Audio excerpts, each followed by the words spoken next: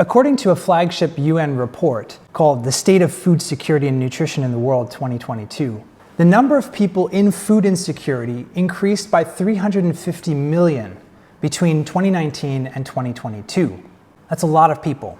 Over 58 million of these people fell into what's called acute food crisis, so just on the verge of hunger. Although it's difficult to parcel out the exact impact of the pandemic and specifically pandemic policies on this increase in food insecurity, we do have one modeling study that essentially estimates about 60% of this increase is directly attributable to the pandemic, lockdown, recession. Why is this important?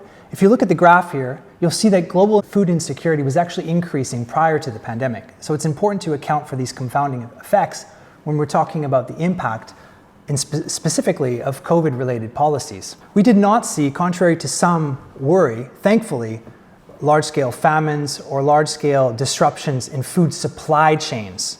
The food system is resilient and responded with resilience in many ways. What the literature generally tells us is that food access and the ability to buy food because of reduction of income was affected much more dramatically than the availability of food. This is not to say that the availability of food was not impacted. It's just a generalizable finding. Going back to the household surveys, these show that upwards of 45% of households in low and middle income countries, they either missed or reduced their meals during the height of lockdowns in 2020. Food insecurity remains elevated in 2022, partially due to a historic increase in food prices around the world that started in 2021 in response to the economic crisis from the pandemic policies, but accelerated when the Russian-Ukrainian conflict started.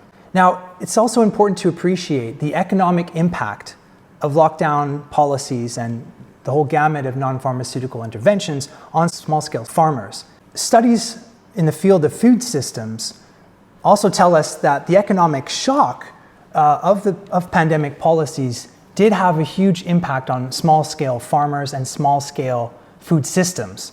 And we saw a redistribution of profits away from local farmers and local traditional market systems to more large-scale supermarkets and agribusiness industries. Thanks for watching this video. I'm Kevin Bardosh. In the next episode, Education and Learning Loss, I'll be talking about how the pandemic became the most severe disruption to global education in history. In the description, you'll find a link to the whole series, including all 10 sections of the State of Knowledge Review.